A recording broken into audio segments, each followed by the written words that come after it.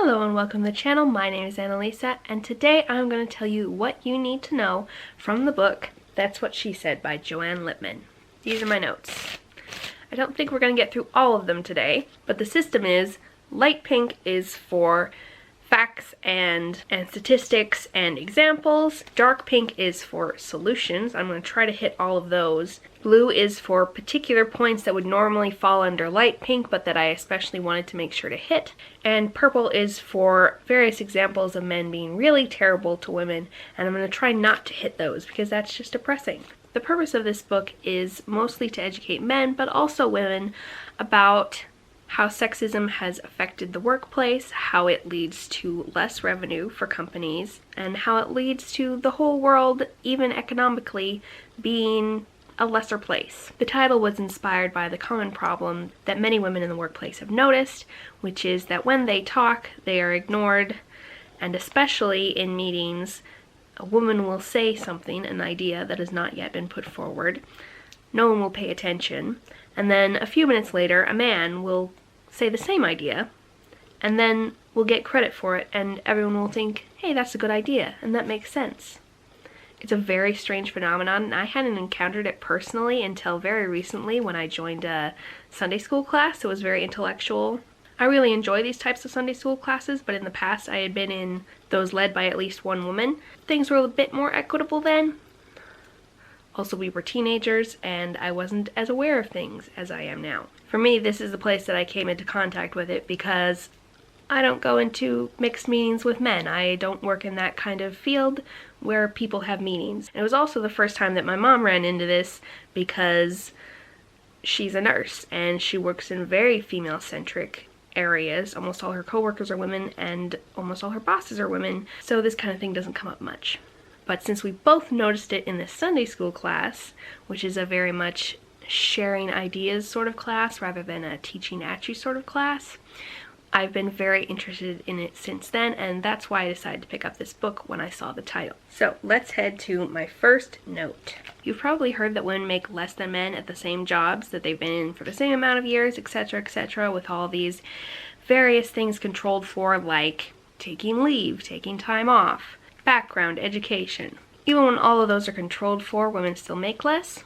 But in trying to bring awareness to men of the other difficulties that women face that are exacerbated by these lower wages, Joanne Lipman brings up something known as the pink tax. Women pay more than men for almost all of their necessities, from dry cleaning to razors to shampoo to blue jeans. The New York City Department of Consumer Affairs found that 42% out of 800 products it surveyed cost more for women than for men. The author also goes on to talk about how much more women's clothing is policed at workplaces, especially in advertising and hospitality industries. And obviously, wearing makeup being a requirement for looking professional as it is for most women, that adds up to quite a lot of money. After establishing that women are paid less and also required to pay out more during their professional lives, Lipman dives into the topic of why this happens, why women are promoted less, and why they make less money even at the same level jobs as their male counterparts. So let's start looking at that unconscious bias and all the ways in which women are devalued at work and in school and thus deemed to be worth less money. It starts with early on socialization with children who are playing together. When groups of girls play together, there is a focus on teamwork and everyone giving everyone else equal credit for accomplishments. Any girls who try to one-up the other girls are punished socially and not liked by said other girls. Whereas in groups of little boys, most things revolve around competition and those who one-up the others end up in charge. Lipman argues that this means that going forward, boys are more likely to emphasize their accomplishments and women are more likely to de-emphasize them. Let's skip ahead to college. Lipman says, women are 33% more likely to earn a college degree than men, yet professors are more likely to call on men than on women, and female students are more likely than male students to be interrupted, even though they speak less than their male classmates. And because of the socialization, as well as compounded socialization that they have come across in middle school, high school, women are not very likely to then insist that they be listened to, and they are not very likely to say, when a male gets credit for what they have said, hey, I said that first. They have been taught that this is not the way to be socially accepted. Now I'm going to throw some stats at you. Lipman says, at every level, women are 15% less likely than men to be promoted, according to a joint survey of 118 companies and more than 30,000 men and women by McKinsey & Company and leanin.org. And social scientists have calculated that a woman must be 2.5 times more competent than a man to be viewed as his equal. And here's a bit about the title and that particular issue of men interrupting and getting credit. According to Lipman, Kieran Snyder, a tech executive with a PhD in linguistics, calculated interruptions in meetings at her own company and found that men were 3 times more likely to interrupt women than other men. Perhaps even more dispiriting, though, the very few women who did interrupt others overwhelmingly cut in on other women, a stunning 87% of the time. They almost never interrupted men. But now we get to one of the dark pink tabs, the solutions. And that is very simple and basic. An emphasis in this book particularly, and one that I agree with, is that individual men can make a difference. In this particular example, Lipman interviewed a male executive who said that he works on the problem in his own meetings by speaking up for the women when they have talked and not been heard, and does not allow his male employees to interrupt the others. However, he doesn't apply this only to the men. He makes it a blanket rule that no one can interrupt anyone. It's just that this disproportionately helps women because interruptions were disproportionately harming them. A method that women have come to use because they are socially punished for speaking up about their own accomplishments is brag buddies, which is how Lipman describes women who speak up for each other and talk about other women's accomplishments rather than their own, and in turn the other women will then talk about their accomplishments. For some reason, this is a loophole that women are not socially punished for. Now let's get into why men should care that women are paid less, treated less respectfully, and their ideas aren't heard, other than, being decent human beings in any way. For one, there's the general logic that if you leave women out, you leave half the population out, and therefore, if you're trying to get the cream of the crop to work for you, you're only going to get half the cream of the crop, and therefore your standards as a whole will be lower. You will only get half the good ideas, only have half the hard workers, and only understand how to make products for half the human race. Various things that women have been able to design better than men include Tupperware, which features extensively in this book, and would not have sold nearly so successfully if someone named Brownie hadn't gotten involved and taught the maker of it how to sell it to women, to things like makeup organizers, which men were apparently quite terrible at designing, and mostly modeled after fishing tackle boxes. Then we have this, which is one of the blue tabs. Lipman says,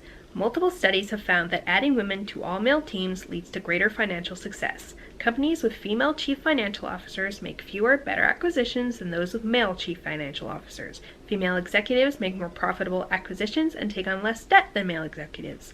Firms with the most female board members outperform those with the least by almost every financial measure. And adding women to work teams tempers risky behavior like the financial gambles that crashed the economy in 2008. The second blue tab is about Tupperware, so I suppose I'll give you a few more details about that. Brownie Wise was the name of the woman who made it successful.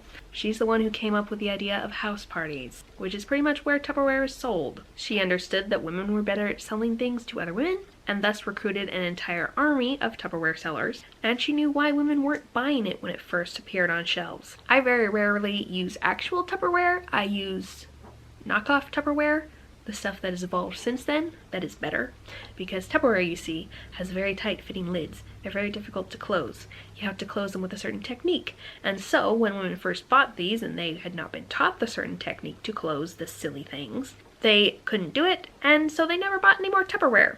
But once they were taught to at house parties, they loved it. Back to trying to figure out why women are valued less than men, when it's been made clear that they are not of less value, even monetarily. We have the very bad issue of the gut in decision making, because when a person is depending on their gut, they are depending on factors that they don't know what the factors are.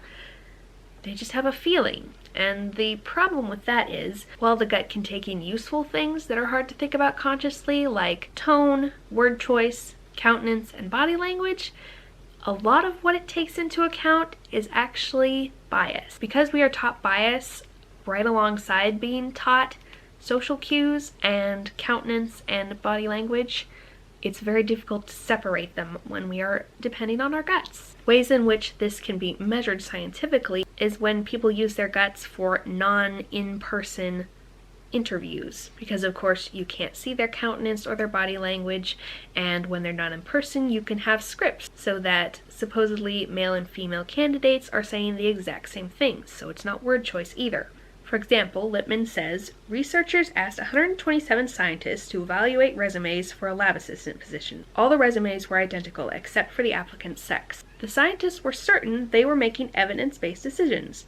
Yet they judged the male applicants to be more competent and offered them salaries that averaged $4,000 more than the women's. And here's one of the things that can make it hardest for people to recognize their own bias. Lipman says that psychologists have found that the more fervently you believe yourself to be fair or generous or caring, the less likely you are to act that way. Researchers have found that the industries that consider themselves the most meritocratic, meaning that they care about people's merit and not about whether they are male or female, black or white, etc. Back to what she says.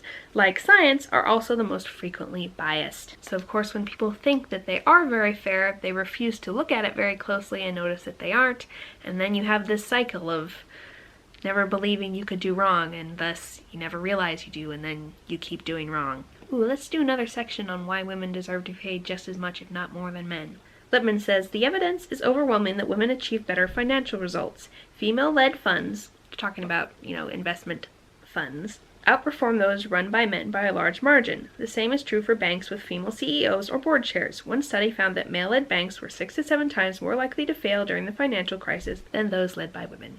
At which point it makes sense to bring up Iceland, which this author actually doesn't bring up till the end of her story, but which is probably the most convincing single example of how more women in the workplace, especially financially, is better. So you know the whole 2008 financial crash? Well, the Icelanders had a particularly bad time of it, because for about 5 years before that time, their banks had been run by a lot of very young men. These men had what was referred to as the Viking attitude and took really big risks and made a lot of money investing the bank's money in foreign markets. However, it turned out in 2008 that some of these risks actually weren't that profitable. When the bubble burst, things went very bad for Iceland. Their money became worth very little at all, and everyone's savings were gone in a poof. Fortunately for the next few years in their history, they recognized the problem. They replaced most of the people who worked in the banks and most of the people who worked in the government with women. Lipman says it was an extraordinary phenomenon. It's as if an entire population rose up unified with a single objective, to flush the testosterone out of its system. It flew in the face of thousands of years of history, turning upside down a culture that had always celebrated its bloodthirsty Viking heritage.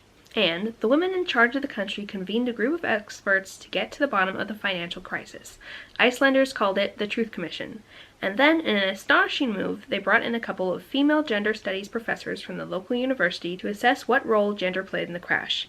In what may well have been a first in any country's history, Iceland's government actually studied whether macho posturing led to its economic meltdown. Its conclusion can be summed up in one word: yes. What Lipman doesn't say is how far they have recovered as far as what their money is worth, but from her description of Iceland, which she spent quite a bit of time in researching this book, there are no more protests in the street as there were after the crash, and the government has enough money to pay for parental leave for 9 months for all parents. Now let's take a look at the cheat sheet at the back of the book, titled Tips and Takeaways for Men and Women. It's a nice little sum up of all the dark pink tabs. So, how to create better equality in the workplace and thus a better workplace for everyone with more money to go around. 1 and 2 we've already talked about, interrupting the interrupters, instituting a policy that says no interrupting anybody when they're giving a presentation, male or female, and 2, use brag buddies so that women can lift each other up instead of having to go it alone. Number 3 is diversify the interviewers, not just the applicants. This is talking about the fact that if all of your interviewers are of a similar type, say all white men, or from the same geographical area, or went to the same college, but especially if they're all white men, they're going to pick people who are like them culturally, which means other white men. And so if you have at least one person on a group that is interviewing who is different, who is a person of color or a woman, or who otherwise sticks out from the culture, there is less likely to be an in-group, and therefore interviewers are less likely to feel like they need to pick someone who fits in with their specific white man culture. Number 6 is, yeah, that's not a compliment. This means when you're thinking about saying something to a woman and you wouldn't say it to a man, don't say it. Like telling them they looked cute, when an appropriate comment would be that they sounded smart or that you liked what they had to say. Number 9 is don't be afraid of tears, meaning Don't freak out when a woman cries, and don't assume she's sad. She's probably angry because you're being really sexist. And even if she were sad, you don't have to be scared of a sad person. Number 10 and number 12 are very similar. She's ready for a raise, but she won't ask for it, and she deserves a promotion, she just doesn't know it yet. This circles back to the whole women don't feel comfortable talking about their accomplishments thing because they will be socially punished, and also leads back to that whole careful in banking thing where they don't take risks when they think it won't work out well, which, while wise, can also lead to you making less money than your male counterparts. So the suggestion is for both male and female bosses to look at how they are paying their male and female subordinates and make sure that just because men are brave enough and also in some cases stupid enough to put themselves forward for a promotion or raise doesn't mean that they deserve it more than the women who don't ask. And that's all I've got for you, except that I wanted to say this much of the book is dedicated to notes, which is where the author lists all her sources for the data she's given you. So if you want to know where this data came from, by all means look it up. There's a lot of stuff I couldn't get to in this video. It's a whole book. This is just a maybe 25-minute video. The rough cut is very long. Hopefully the final cut will be shorter. But there's a lot of stuff I didn't cover and a lot of stuff I only covered a little. So if you want to know more about this topic, I highly recommend you pick up That's What She Said by Joanne Lipman. Thank you for watching, and I'll see you in the next video. Bye!